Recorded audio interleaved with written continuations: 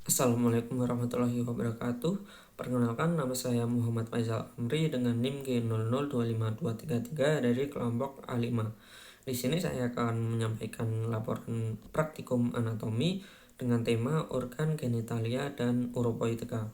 Untuk skenario yang pertama, saat menjadi panitia lomba lari 17-an, Dapri melihat salah satu peserta laki-laki mengeluh nyeri hebat pada daerah skrotum setelah terjatuh. Di sisi lain, ada juga peserta lain yang sudah lama mengeluh benjolan di skrotum yang terasa seperti sekumpulan cacing, dan ada juga seorang bapak yang sering bolak-balik ke toilet karena kesusahan PAK. Yang pertama, jelaskan anatomi penis, skrotum, dan testis. Kemudian jelaskan jalur perjalanan sperma dari testis hingga keluar melalui ostium uretra externum, dan jelaskan kemungkinan perbedaan anatomi dan klinis dari keluhan pada skenario tersebut, terutama yang mengarah ke torsio testis, varikokel, dan pembesaran prostat. Yang pertama, untuk anatomi dari penis. Penis ini merupakan organ eksternal yang berfungsi untuk berkemih dan alat untuk kopulasi. Penis ini homolog dengan klitoris pada wanita. Untuk struktur anatominya terbagi menjadi dua pars, yang bernama pars fixa dan pars libera. Untuk pars fixa ini terbagi menjadi dua struktur, yang bernama bulbus penis dan crus penis dexter et sinister. Kemudian untuk keduanya ini akan berlanjut menjadi pars libera. Untuk bulbus akan berlanjut menjadi corpus spongiosum. Kemudian untuk crus dexter et sinister akan berlanjut menjadi corpora cavernosa. Untuk corpora cavernosa ini merupakan jaringan erektil yang mana ini diliputi oleh tunika albuginea yang di dalamnya ada ruangan-ruangan yang berisi yang bernama cavernae. Kemudian untuk si corpus spongiosum akan dilewati oleh uretra pars spongiosa, dan di distalnya akan berlanjut menjadi glans penis. Untuk glans penis sendiri ada struktur, di sini ada frenulum dan korona dari glans penis.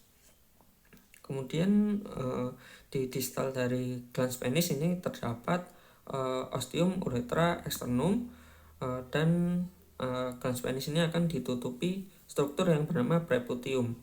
Di proksimal dari preputium terdapat glandula Tyson yang menghasilkan sekret bernama smegma. Kemudian selanjutnya ada skrotum. Skrotum merupakan lapisan yang membungkus testis dan juga berfungsi untuk mengatur suhu dari testis. Skrotum ini terbagi menjadi 9 lapisan. Yang pertama ada kulit, kemudian ada fascia dartos, kemudian ada fascia spermatica externa, kemudian ada musculus cremasterika, kemudian ada fascia spermatica interna, kemudian ada tunica vaginalis lamina parietalis dan tunica vaginalis lamina visceralis. Kemudian ada tunica albuginea yang akan membagi testis menjadi lobulus-lobulus, dan ada tunica vasculosa yang berisi pembuluh darah dan saraf. Kemudian untuk pengaturan suhu dari testis ini pada skrotum diatur oleh musculus cremasterika, yang mana saat suhu dingin musculus cremasterika akan berkontraksi dan menarik testis mendekati ke tubuh, sedangkan saat suhu panas nanti si musculus cremaster ini nanti akan berrelaksasi, sehingga si testis ini akan menjauhi dari pusat tubuh.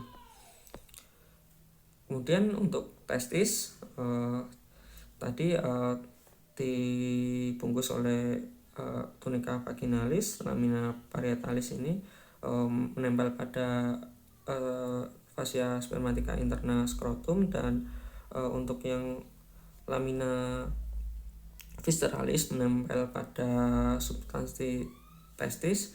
Kemudian diantaranya ada cavum vaginalis testis. Selanjutnya ada juga tunica albuginea yang membentuk septum yang membagi testis menjadi sekitar 300 lobulus. Dan yang terakhir ada tunica vasculosa yang berisi pembuluh darah dan saraf. Kemudian untuk lobulus tadi nanti akan berisi tubulus seminiferus. Tubulus seminiferus ini akan terdapat sel spermatogenik yang menghasilkan sperma dan sel Sertoli untuk menyokong.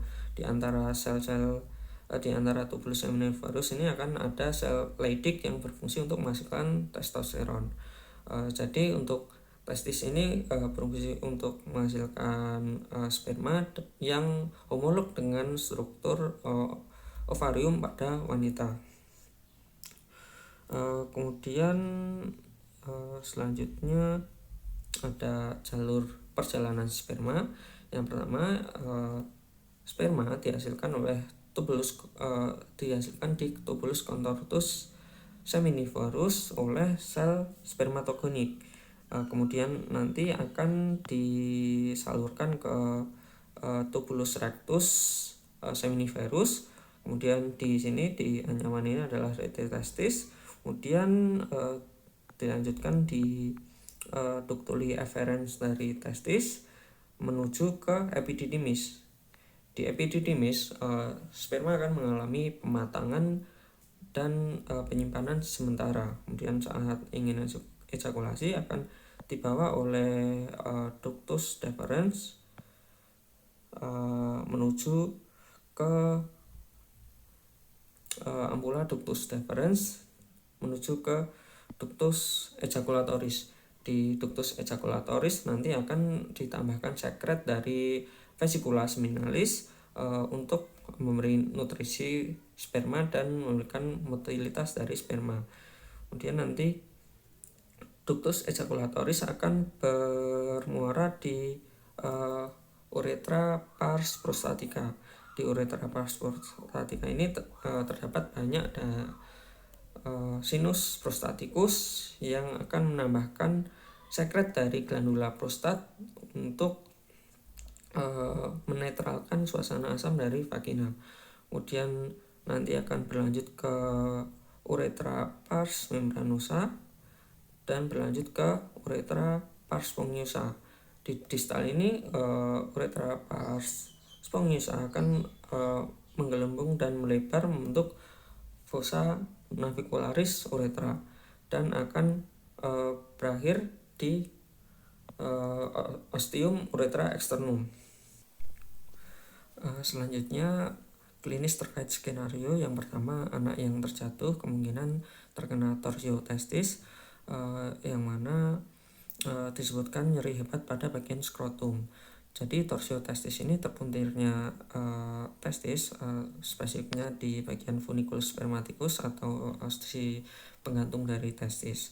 Hal ini bisa terjadi karena saat trauma musculus cremaster berkontraksi, kemudian si funiculus spermaticus terpuntir. Ini adalah kegawat daruratan karena di dalam funiculus spermaticus terdapat struktur penting seperti arteri testicularis, plexus pampiniformis, sama ductus deferens. Jika tidak segera ditangani, nanti yang pertama aliran vena terhambat menyebabkan testis membengkak, kemudian arteri menjadi tersepit dan terjadi iskemia atau kekurangan darah, kemudian bisa saja menyebabkan nekrosis dari jaringan pada testis. Selanjutnya ada klinis terkait keluhan adanya benjolan pada skrotum seperti sekumpulan cacing. Yang terjadi adalah varikokel. Varikokel adalah pelebaran plexus pampiniformis yang terjadi akibat gangguan aliran balik dari vena. Varikokel disebabkan adanya katup yang tidak kompeten sehingga darah reflux dan menumpuk. Varikokel biasanya terjadi pada plexus pampiniformis bagian kiri karena bermuara pada vena renalis sinistra dan membentuk sudut tegak lurus. Sudut tegak lurus ini menyebabkan vena membutuhkan peningkatan aliran darah, dan semisal ada katup vena yang lemah nanti akan reflux dan menumpuk. Kemudian untuk klinisnya bisa vena melebar, kemudian berkelok-kelok, membentuk seperti kumpulan cacing dan menimbulkan rasa nyeri. Biasanya varikokal terjadi pada remaja laki-laki karena terdapat peningkatan aliran darah ke testis untuk spermatogenesis saat bertas. Nah, varikokal ini bisa menyebabkan atrofi dari testis dan gangguan dari fertilitas. Selanjutnya yaitu klinis terkait bapak-bapak yang sering bolak-balik PAK. Yang terjadi adalah pembesaran prostat atau benign prostatic hyperplasia, yang merupakan pembesaran jinak dari prostat yang biasanya terjadi pada usia tua. Hal ini dikarenakan perubahan hormonal yaitu dihidrotestosteron yang merangsang pertumbuhan prostat seiring bertambahnya usia. PPH ini biasanya terjadi pada zona transisional, yang mana ini mengelilingi uretra sehingga menjepit, kemudian mengganggu aliran urin, sehingga dalam skenario disebutkan bapak-bapak yang bolak-balik untuk buang air kecil. Kemudian yang skenario kedua, saat acara camping, Miko sudah menahan kencing sejak sore karena toilet umum antri panjang. Malamnya ia mengeluh nyeri pinggang yang menjalar ke bawah, hanyang-hanyangan, dan merasa PAK tidak lampias. Keesokan harinya, temannya panik karena Miko bolak-balik ke toilet sambil memegangi pinggang seperti sedang audisi sinetron. Yang A jelaskan pembagian organ sistem uropoetika dan fungsi masing-masing organ, dan yang B jelaskan alur perjalanan urin mulai dari ren hingga keluar melalui uretra, serta sebutkan bagian-bagian penting yang dilalui.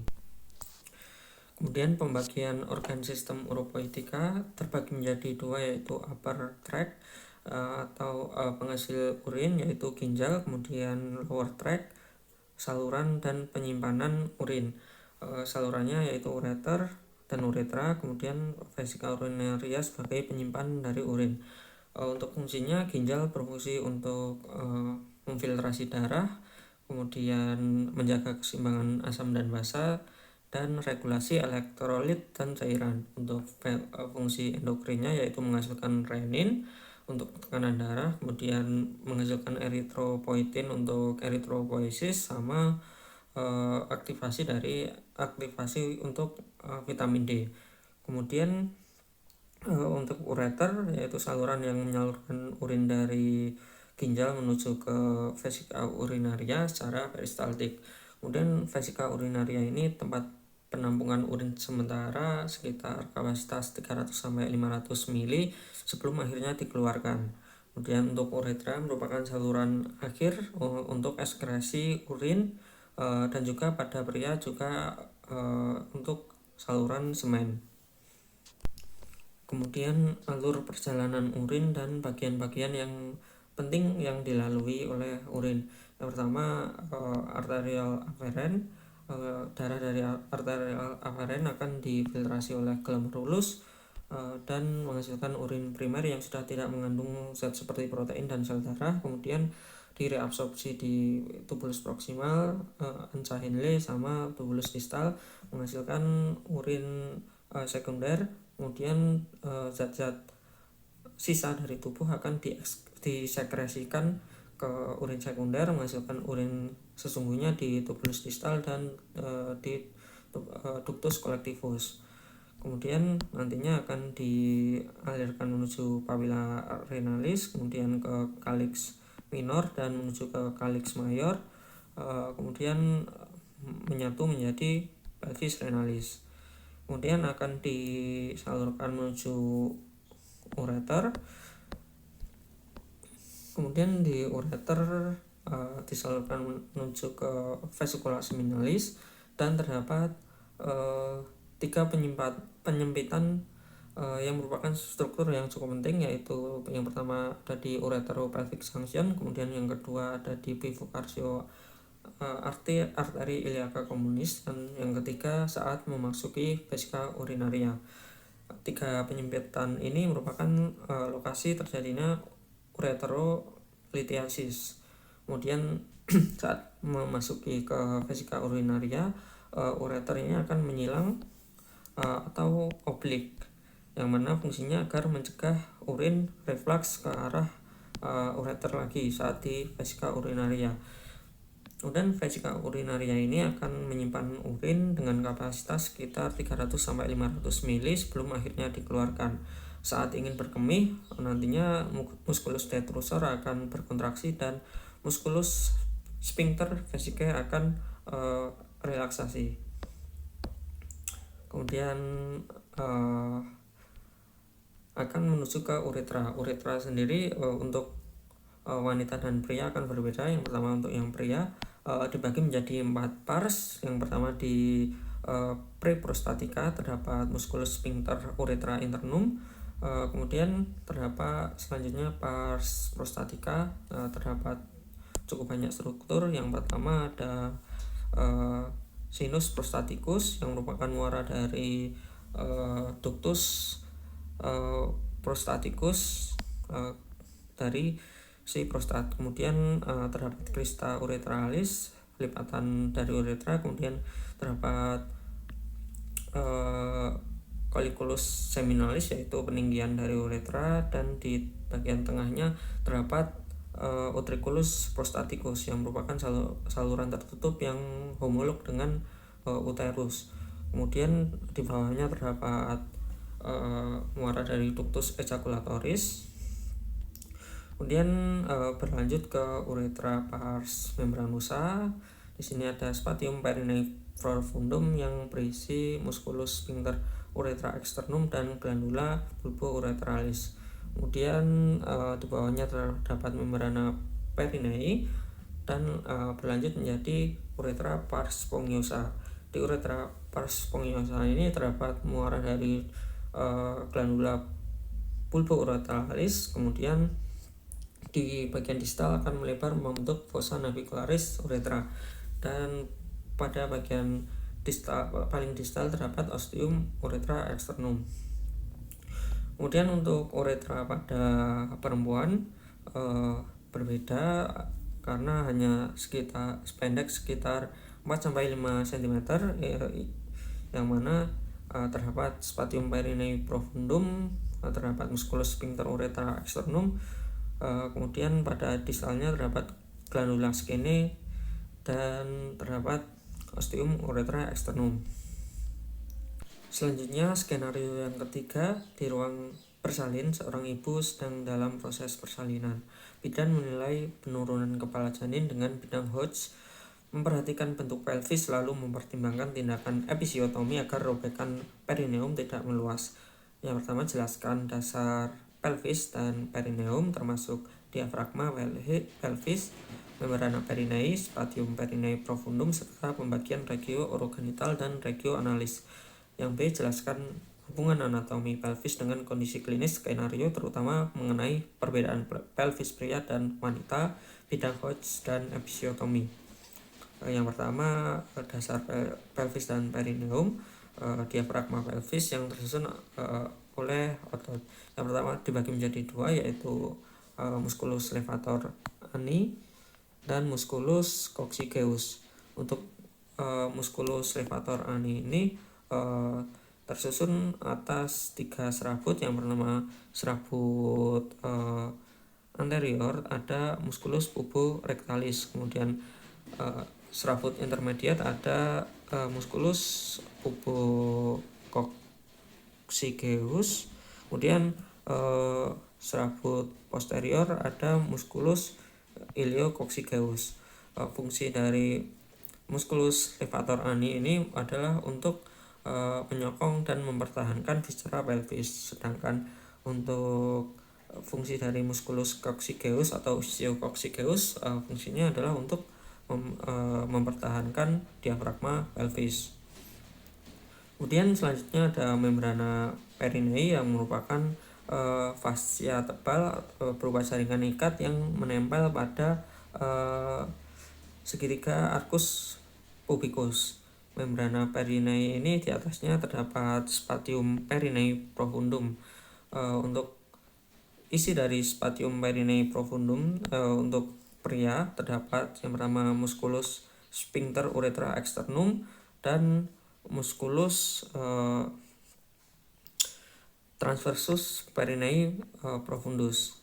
Kemudian ada juga glandula bulbo-urethralis pada pria.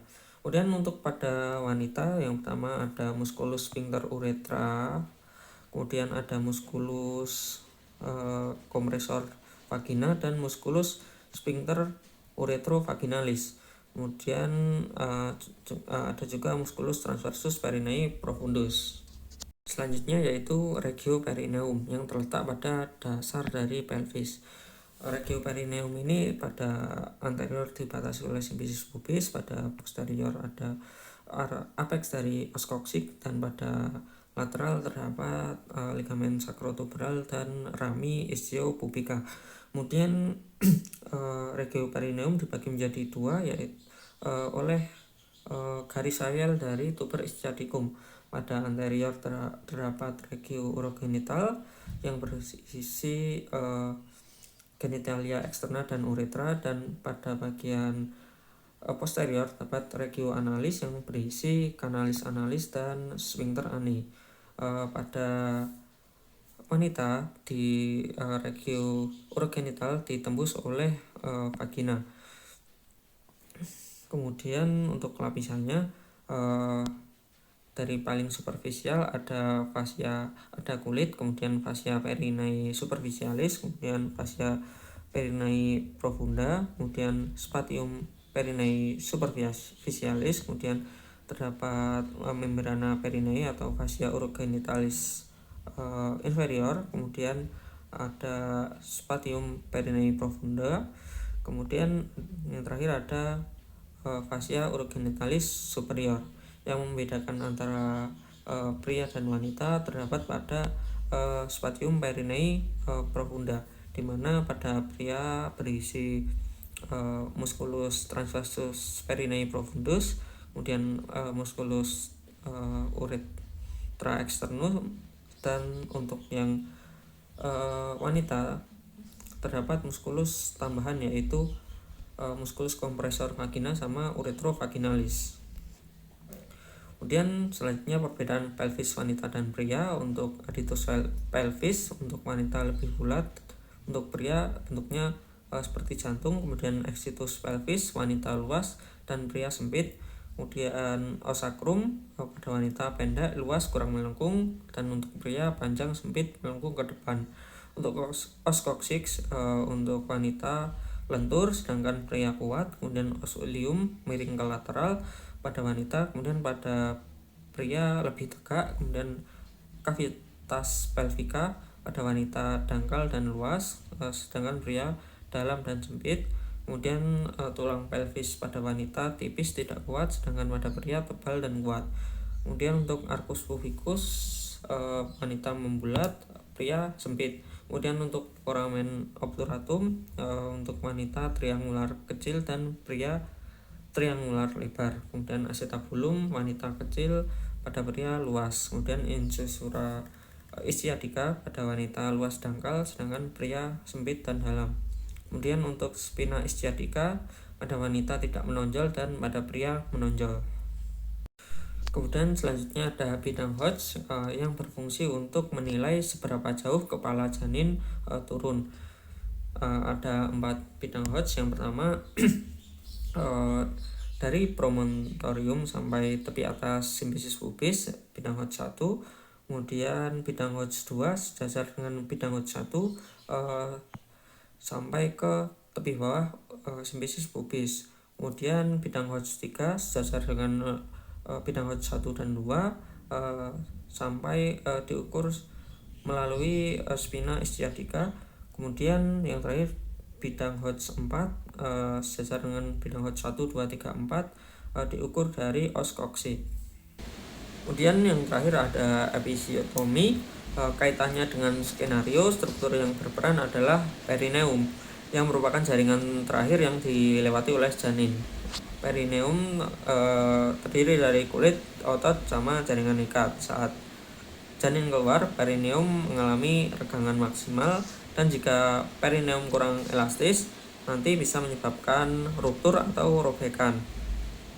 Nah, oleh karena itu dilakukan episiotomi dengan memberikan sayatan pada perineum. Tujuannya adalah mencegah robekan sama melindungi sphincter ani dan struktur dari regio analis. Episiotomi dibagi menjadi dua, yang pertama ada episiotomi median dan mediolateral. Kalau si median ini dimulai dari komisura posterior lurus ke bawah tapi tidak sampai ke serabut sphincter ani. Kemudian untuk mediolateral dilakukan dimulai dari 45 derajat dari midline. Kemudian mungkin sekian dari saya. Terima kasih. Wassalamualaikum warahmatullahi wabarakatuh.